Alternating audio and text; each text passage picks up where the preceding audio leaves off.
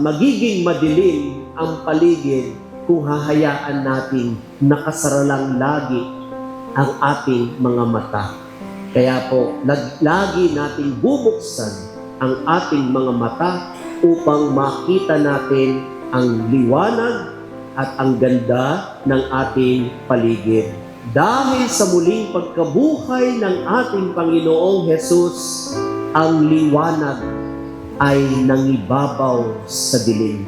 Sa kanyang muling pagkabuhay, inaasahan tayo mga alagad na maging liwanag din sa ating kapwa.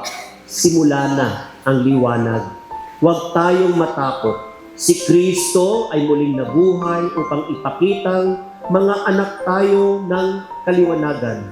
We are Easter people. Hindi po tayo mga tao ng kadiliman.